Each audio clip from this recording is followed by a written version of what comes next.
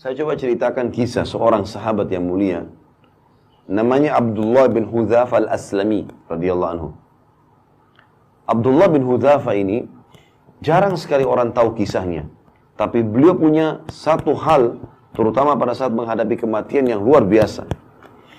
Dia pernah diutus menuju ke negeri Romawi untuk menyerang. Ternyata ditawan oleh Raja Romawi. Dan orang-orang Romawi sudah dengar, ini muslimin ini, kebanyakan orang-orang Arab Badui dari padang pasir, jazirah Arab. Orang miskin, tidak banyak orang kaya di antara mereka. Nanti kalau dibanding orang-orang Romawi dulu, nggak ada kekayaan apa-apa mereka. Tadinya orang tidak ada yang lihat, dianggap orang bodoh, nggak bisa baca, nggak bisa nulis. Sekarang dengan masuk Islam, Islam membawa mereka menyebar ke seluruh dunia. Mereka jadi pemimpin. Dan yang luar biasa didengar oleh Kaisar, keyakinan orang Islam ini mengalahkan kokohnya gunung. Halal, halal, haram, haram. Asal dia sudah belajar, dan dia memang sudah yakin dengan itu, nggak bisa digoyahkan. Sampai mati pun. Maka Kaisar waktu tawan sahabat-sahabat ini, pimpinannya adalah Abdullah bin Hudzafa radhiyallahu anhu. Kata Kaisar, mana pimpinannya? Ini si Abdullah. Dipanggil sama Kaisar di depan teman-temannya semua. Waktu itu kita perlu tahu teman-teman, Kaisar Romawi menguasai setengah dunia. Kekuasaannya ini bukan kayak cuma Indonesia saja.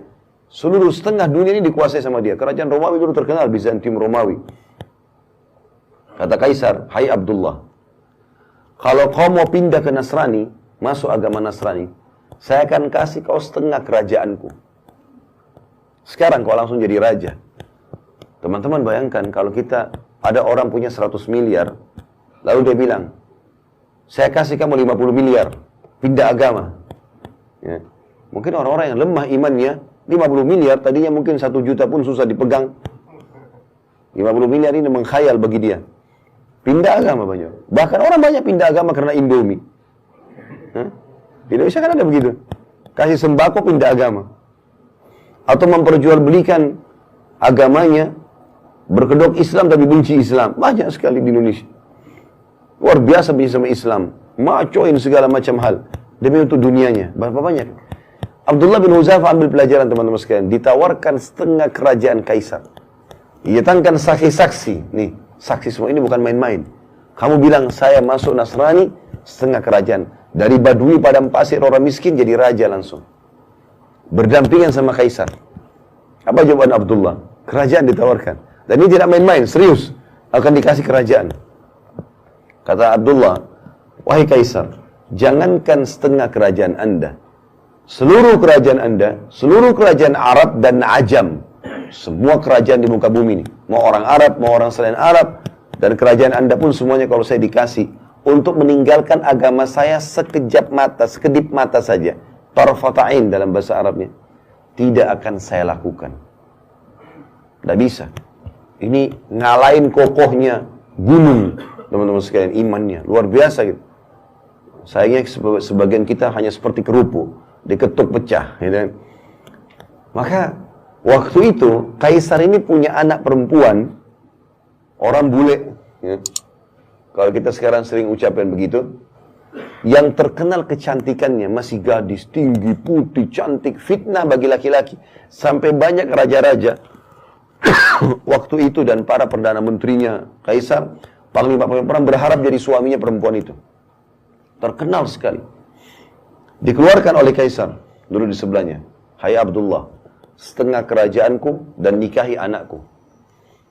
Ini juga plus lagi, dapat perempuan tercantik di dunia pada saat itu. Kata Abdullah dengan kalimat yang mungkin Kaisar tidak semudah itu memahaminya ya. Tapi orang beriman harus bisa paham. Dia mengatakan Anda menawarkan anak Anda perempuan ini ya, untuk digantikan dengan bidadari yang Allah janjikan untukku di surga. Artinya percuma, nggak mempan. Ya. Maka kata Kaisar, penjarakan orang ini. Instruksinya, jangan kasih makan dan minum. Nggak boleh makan dan minum. Teman-teman, kita kalau nggak makan, 2 hari, 3 hari mungkin masih lapar, tapi masih bisa hidup lah.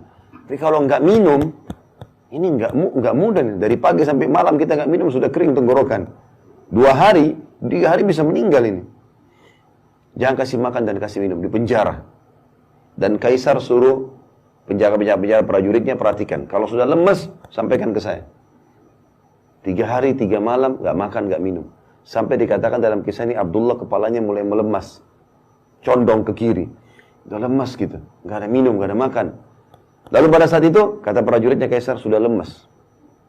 Kata Kaisar, masukkan babi dan khamr di penjaranya. Sekarang di babi. Ini bukan babi sembarang ya, babi masakannya buat Kaisar. Jadi babi dengan bumbu yang wangi, nampan yang bagus, segala macam, menggoda luar biasa. Dan dalam kondisi dia lapar.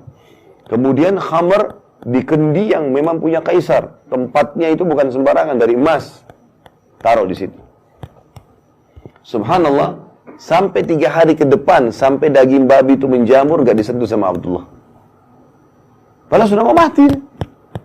Gak bisa. Gitu.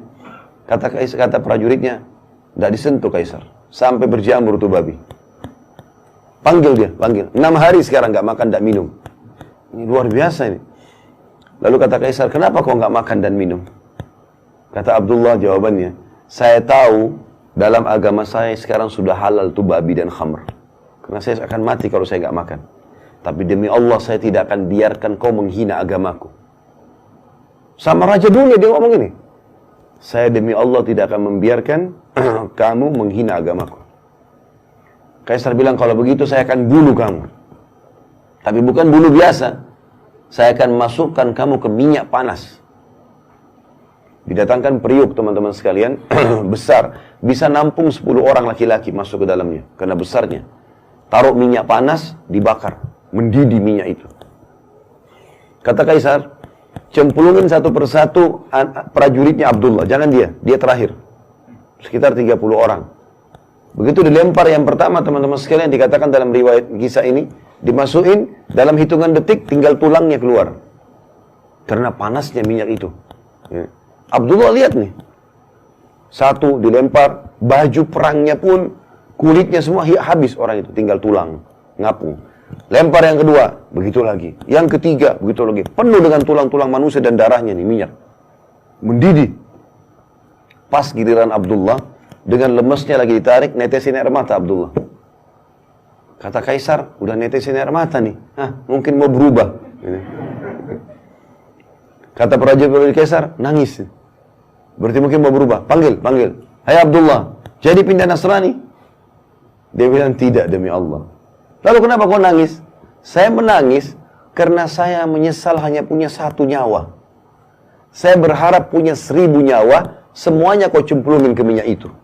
Untuk mati menuju ke akhirat. Bagaimana orang beriman teman-teman faham masalah ini? Nggak ada yang goyahkan dia. Dunia ini sebentar. Antum tarik kisah ini kepada penyakit yang sedang kita alami. Utang yang belum kita lunasi. Permasalahan rumah tangga yang kita hadapi. Seberat apa itu dibandingkan Abdullah ini? Nggak ada nilainya.